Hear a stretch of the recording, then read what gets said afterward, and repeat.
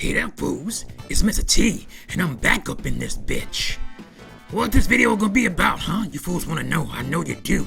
I'm about to go crazy, cause Nintendo is boring, corporate, and lazy. That's right, fools. You're gonna be mad up in this bitch. Some of you fools gonna be real mad about this video. But oh well. I'm just so sick and tired. I'm so sick and tired of these Nintendo fans swooping and diving to defend this mediocrity. I know better, fools. I've been a Nintendo fan a long damn time. Mizzah Tee been around Nintendo and gaming a long goddamn time. I got some questions, fools. I got some questions to ask you, fools. And hopefully you can answer them for me in the comments or in a mean tweet or whatever you feel like you need to do, fools. Where is the excitement? Yes, where's the Nintendo fan excitement? Where is the creativity from Nintendo, fools? Where's that creativity that we love and that we're used to and that we just seen growing up all these years? What happened to all that creativity? Where's the excitement? Where is the admiration for the fans, fools, coming from Nintendo? Where is our admiration? Where is our love? Where is the fan service? There's not a whole lot going on when it comes to Nintendo Switch. But because of the Switch sells, because it sells very well, it has this protective coating over it. It has this invisible shield that protects it from any kind of criticism. And I'm here to tell you, fools, I done shut that shield down, and I'm penetrating the forces. I just can't remember a time. I can't remember a time in my life when Nintendo was this boring, was this corporate, was this goddamn lazy, fools. I can't remember a time. The Nintendo Switch is one of the most, how do I put it? It's one of the most identity-lacking consoles I can ever remember coming from Nintendo. That's just a sad situation. If it wasn't for the Wii U, I don't know where the Switch would be right now. If it wasn't for Wii U games, fools. I mean, you got some games out there, but nothing that like blows you away. And another thing is, what happened to Nintendo fans when it comes to bragging about? We used to love, as Nintendo fans, we used to love and even brag about Nintendo executives' personalities and how much they were different from other companies, and how catering of the fans and understood the fandom and just was meme worthy and created all these memes with Reggie and Iwata Miyamoto. We just remember there was a time when Nintendo fans would talk about the executives as if they were also characters themselves, but that has changed, fools, and I don't know what's going on, and Nintendo fans have fallen into this laxness, this acceptance of mediocrity, and it's just sad. It's like they feel they're afraid as if they complain about something, somehow Nintendo sales will die. They will just go away, and they will get nothing. Nintendo will get mad and pack up their bags, pack up their Switch bags, and leave. I don't understand that mentality, fools. I don't understand why Nintendo fans are becoming themselves boring and corporate. What's with all the secrecy when it comes to Nintendo these days in their games, And I want to say, this is something that started probably in 2018. Some people will say, the pandemic affects Nintendo, and that is true. It affects every company as of right now, and over the last year and a half or so. But to me, this started in 2018, before there was any pandemics. Nintendo totally switched to this very corporate company. With the Furukawa, the new president of Nintendo. He's very numbersy. He's very about the numbers, and he's very good at doing that. There's a lot of great sales on the Switch, and a lot of people are just happy with that, I guess. As a Nintendo fan, even the consoles that didn't sell as well, I was very happy to have, because at least they had some kind of damn identity, fools. I mean, I don't know what's up with these Nintendo fans today, like I said. Like I said, what's up with all the damn secrecy? The secrecy with the games and stuff. Ain't nobody trying to steal your 30 frames per second blurry ass Yoshi's Woolly World. You ain't gotta hide that from nobody. Ain't nobody trying to steal Kirby Star Allies. Anybody trying to steal no 30 frames per second 2D side-scroller Kirby Star Allies? Anybody trying to steal that, fools? So why all the secrecy? They be this secret, and then the games sell better, because that's what happened, The games will sell better. The games are gonna sell well on the Switch with an 80 million install base. It's just gonna happen at this point. We're 4 years into the console. Let us know how this console is going to go in the future.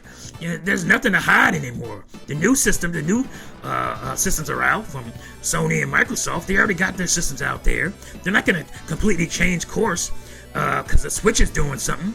Let the fans know what you're doing. What's the game plan here? I can't remember a Nintendo console that was so secretive and as boring and corporate, like I said, as the Nintendo Switch. I just don't understand. I mean, it doesn't help when you have a fan base that are just content as hell with getting, Xbox 360 games and, Wii U ports and HD remasters. That's all these fools. You ever see in the comment sections how many times these fools are asking for HD remasters of everything? So a lot of GameCube games especially, but these fools are always asking for HD remasters. I want an HD remaster of that, an HD remaster. Like, why is there so much emphasis from the fans? I can understand why the companies would want that. It's a quick, easy, cash grab for them. I can understand why they want that. But why fans want to play the games they already played? You don't want new and exciting games on your new and exciting system? I mean, the system is 4 years old at this point. Don't you want something new and exciting for your new and exciting system? I don't understand. Help me understand that. Just where is all the new and exciting franchises that usually come with a new Nintendo console? We look back in history, if you don't believe what I'm talking about here, folks. You go on the NES, obviously it was a staple console. They brought all the franchises like Mario and Zelda, Metroid and Kirby, etc., stuff like that. Then you go to the Super Nintendo, you got F-Zero, you got Super Mario Kart, you got Star Fox and DK. You got really exciting new franchises and series and stuff like that on Super Nintendo. Then you go to Nintendo 64. You got Paper Mario, you got the Mario Tennis, Mario Golf, the Mario Party, and the Mario Sports series is where that really happened. You got Pokemon Snaps, you got Super Smash Brothers, you got Wave Race. And obviously the console itself was just so innovative and amazing because it brought in the 3D gaming and whatnot and brought it to the forefront. So it was just innovative and amazing for that alone. But it brought all these new franchises that are still staples today, to some extent anyway. And then you go to GameCube. You got Pikmin, you got Eternal Darkness and stuff like that. You got new entries and exciting entries into stable franchises. You got the Mario Party or the Mario Sports series really took off on the GameCube and stuff. And you go to the Wii, you got Wii Sports, that whole Wii setup. A lot of new third-party exclusive stuff, like No More Heroes and Red Steel, as well as, new first-party exclusives like Trauma Center and Endless Ocean, games that really gave the Wii an identity. Just the innovative hardware that came along with the Wii. Obviously, like the controller itself, the balance board and things like that. And then you get to the Wii U, and you have the excitement of the controller. Not everybody loves it, I understand that, but it was something new to the game, and it was exciting. And then you bring more exciting new franchises like Super Mario Maker and Splatoon. That was really exciting when people lost their minds about Splatoon. And you got Nintendo saving Bayonetta, bringing over Bayonetta 1, and then also obviously Bayonetta 2, which was a huge game on Wii U. You got NES Remix, The Wonderful 101, Hyrule Warriors, Zombie U, Nintendo Land. So, speaking of Zombie U and third-party games like that, you also had third-party multiplats that did some really cool, interesting things with the gamepad, like Deus Ex: Human Revolution. It did some really awesome things. Splinter Cell Blacklist, the Batman Arkham games, were at least Arkham Armored Edition, Arkham City, was beautiful how they set that up with the gamepad, and it was just exciting to see these big first-party Nintendo games in HD for the first time. Remember, that was the first time we got HD games. We got 3D World, which is gorgeous. The HD remasters of Wind Waker and Twilight Princess look really good, but HD remasters. But it was something new and exciting because Nintendo again hadn't done HD yet. And so with the controller and those new interesting games, the Wii U had a wonderful identity. And you get to the damn Switch, and what we got? We got ARMS, and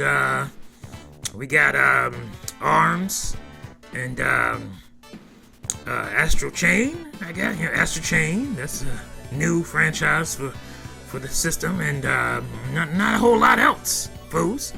the most exciting thing about the Switch was its portability, being able to play big games on the go, and the Joy-Cons. But the Joy-Cons turned out to be an unmitigated disaster. I mean, they are some of the most cheaply made controllers Nintendo especially has ever made. I mean, it's just been a disaster with the Joy-Con drift and those things. And I remember talking about my Joy-Con drift long before it became a really huge thing, and people just trying to downplay me. Oh, what you doing to your Joy-Con? You must be playing crazy or something. You let your kids play with your controllers? That what it is. You let your kids mess with your controllers, huh? You don't know how to take care of your stuff. Even though I got plenty of stuff in my house, plenty of game consoles and games that are way older than these fools that I've had for decades and decades. But apparently, when it comes to the Switch, now I don't know how to take care of my stuff. Yeah, these fools are something else. I tell you, they make all the excuses in the world to protect the Nintendo Switch. I tell you, it's crazy. But I just sit back and it really bothers me to see Nintendo become so boring and so corporate and so lazy, and to see these fans just either don't care or will defend it. It's just crazy. I don't understand. I like Nintendo being quirky, but hey, what do I know? I just been playing Nintendo since 1985. What do I know? You've been gaming on Nintendo since the 3DS, or maybe it was the Wii, or maybe even GameCube. You know a lot better than me, apparently. What do I know? I don't know nothing. But what I do know is the Switch barely has an identity. And let's not even talk about the online. I won't say that for another video. Good God. If it wasn't for Wii U games, where would we be right now? But that's it for my rant here, food. That's all I got to say.